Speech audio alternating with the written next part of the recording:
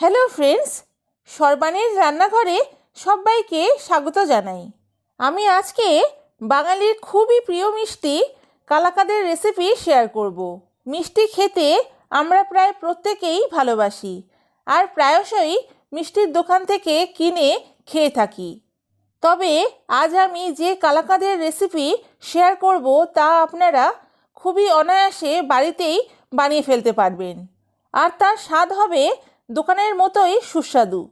আর বন্ধুরা, আজকের আমার এই ভিডিওটি যদি আপনাদের ভালো লেগে থাকে তাহলে আমার চ্যানেলটিকে সাবস্ক্রাইব করার সাথে সাথে আমার আপকামিং ভিডিওর আপডেটের জন্য পাশে থাকা বেল আইকনটি অ্যাক্টিভ করে দেবেন। তাহলে দেরি না করে দেখে নেওয়া যাক আজকের রেসিপি কালাকাঁদ।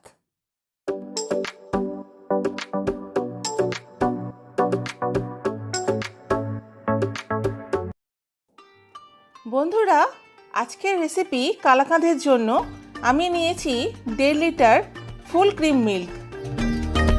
আপনারা চাইলে টোন মিল্ক বা গুঁড়ো দুধেও এই রেসিপিটি করতে পারেন। এবার গ্যাসের ফ্লেমটা জ্বালিয়ে নেব। এখন মিডিয়াম ফ্লেমে দুধটাকে জাল দিয়ে নেব। দুধটাকে বেশি ফোটানোর দরকার নেই, একবার ফুটে উঠলেই গ্যাসের ফ্লেম অফ করে দেব। যতক্ষণ না দুধটা উতলোচ্ছে ততক্ষণ আমি ছানা কাটানোর জন্য ভিনিগারের মিশ্রণটা তৈরি করে নেব। এর জন্য একটা ছোট বাটির হাফ বাটি জল নিয়ে এতে দিয়ে দেব 2 টেবিল স্পুন ভিনিগার। এদিকে আমার দুধটাও ফুটে উঠেছে। এবার গ্যাসের ফ্লেমটা অফ করে দেব। গ্যাসের ফ্লেম অফ করার পর দুধটাকে অল্প ঠান্ডা করার কোনো প্রয়োজন নেই। গ্যাসের ফ্লেম অফ করার পরেও গরমের তাতে দুধটা কয়েক সেকেন্ড ফুটতে থাকে। সেই ফোঁটাটা স্থির হয়ে গেলে অল্প অল্প করে জলে মিক্স করা ভিনিগারটা ঢালতে হবে। তখন দেখবেন ছানাটা অল্প অল্প করে কাটতে শুরু করেছে।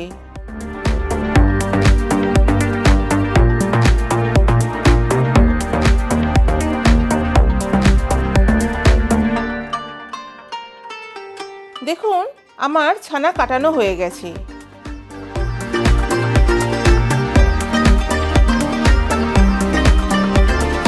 এবার ছানাটাকে ছেঁকে নিতে হবে।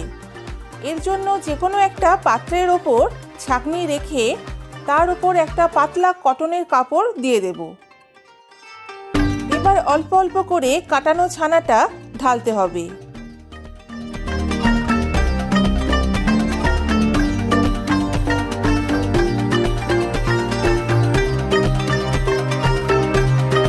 মাঝে মাঝে একটা হাতা বা খুন্তি দিয়ে কাপড়ের তলায় বসে থাকা ছানাটাকে একটু নেড়েচেড়ে দিতে হবে যাতে জলটা নিচে পড়ে যায়। এইভাবে সব ছানাটাকে ছেঁকে নিতে হবে।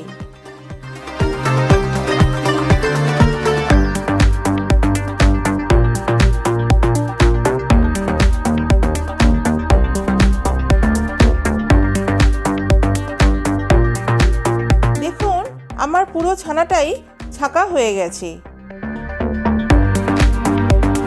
এবার ছানার জলটাকে একটু ঝরিয়ে নেব।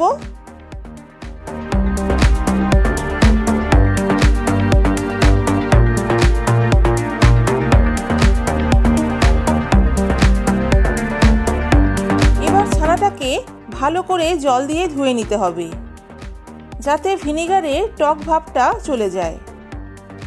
আমি এখানে 1.5 লিটার জল দিয়ে ছানাটাকে ভালো করে ধুয়ে নিয়েছি। ছানাটা আমার ধোয়া হয়ে গেছে। এবার আমি ছানাটাকে আধ ঘন্টা কাপড়ে মুড়ে ঠিক এইভাবে রেখে দেব যাতে ছানা থেকে সমস্ত জলটা ঝরে যায়।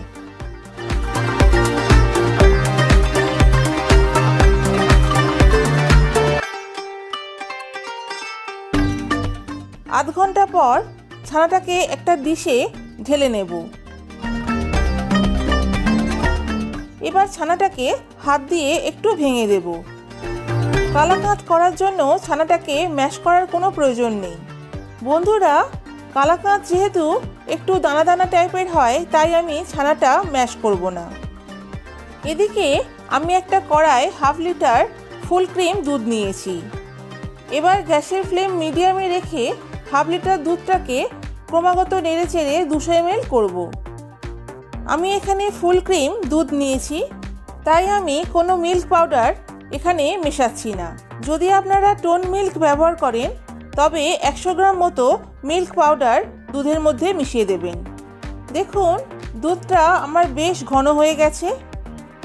এবার এই সময় দিয়ে দেব 5 টেবিল স্পুন চিনি।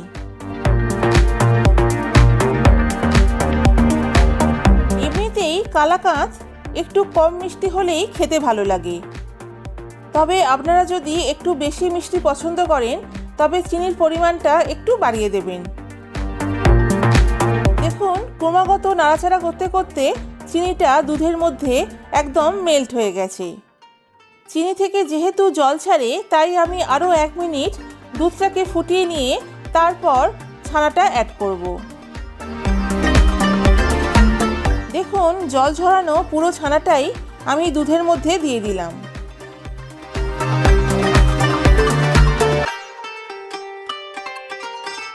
এবার জমাট বাঁধা ছানাগুলোকে স্প্যাচুলা দিয়ে একটু ভেঙে ভেঙে দিতে হবে। ছানাটা যতক্ষণ না একটু মাখা মাখা হচ্ছে ততক্ষণ গ্যাসের ফ্লেম লোতে রেখে ক্রমাগত নাড়াচাড়া করতে হবে। তবে কালাকাঁদ করার জন্য ছানাটাকে বেশি কড়া করে পাক দেওয়া যাবে না।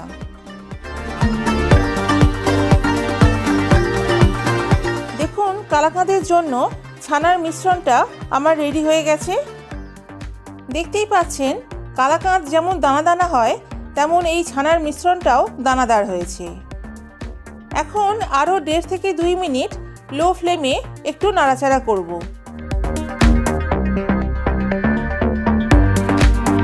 এই ছানার মিশ্রণটাকে এর থেকে আর বেশি টাইট করব না। এই অবস্থায় গ্যাসের ফ্লেমটা অফ করে দেব।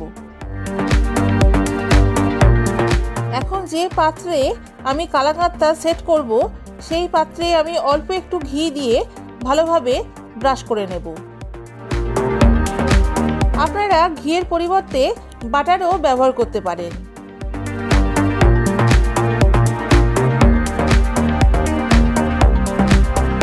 এবার আস্তে আস্তে কালাকাঁদের জন্য ছানার মিশ্রণটা ওই পাত্রে ঢেলে দেব।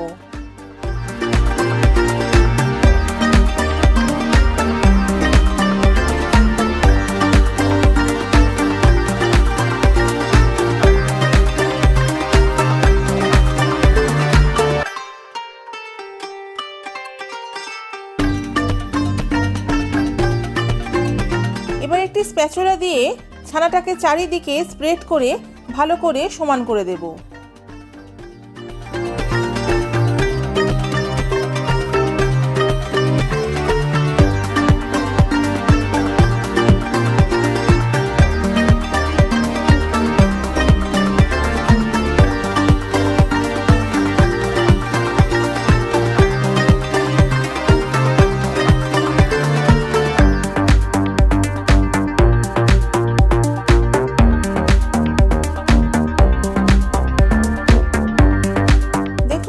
আমার সেট করা হয়ে গেছে। এবার ওপর থেকে ছড়িয়ে দেব বেশ খানিকটা কুচনো পেস্তা। আপনারা নিজেদের পছন্দ অনুযায়ী ড্রাই ফ্রুটস ব্যবহার করতে পারেন। এখন আমি এই মিশ্রণটি রুম টেম্পারেচারে রেখে কিছুক্ষণ ঠান্ডা করে তারপর ফ্রিজে সেট করার জন্য 5 থেকে 6 ঘন্টা রেখে দেব। 6 ঘন্টা পর কালাকাঁদের মিশ্রণটা নিয়ে আমি আবার হাজির হয়ে গেছি। দেখুন বন্ধুরা কি সুন্দর সেট হয়ে গেছে। এবার একটি ছুরি দিয়ে নিজেদের পছন্দ মতো সাইজে পিস পিস করে কালাকাঁদগুলো কেটে নেব।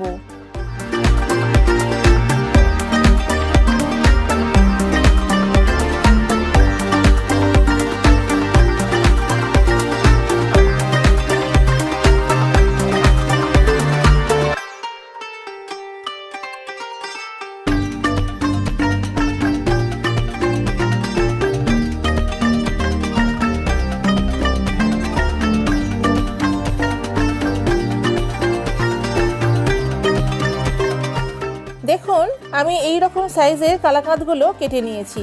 তাহলে বন্ধুরা দেখতেই পাচ্ছেন কত অনায়াসেই বাড়িতে কম খরচে দোকানের মতো কালাকাঁদ বানিয়ে নেওয়া যায়। আপনারাও বাড়িতে এইভাবে কালাকাঁদ বানিয়ে দেখবেন, আর কেমন লাগলো তা আমাকে অবশ্যই কমেন্ট করে জানাবেন। তাহলে বন্ধুরা, আজকের মতো এইটুকু। আবার হাজির হব নতুন আরও একটা রেসিপি নিয়ে। আপনারা সবাই ভালো থাকবেন, সুস্থ থাকবেন। Keep smiling and take care all of you. Tata.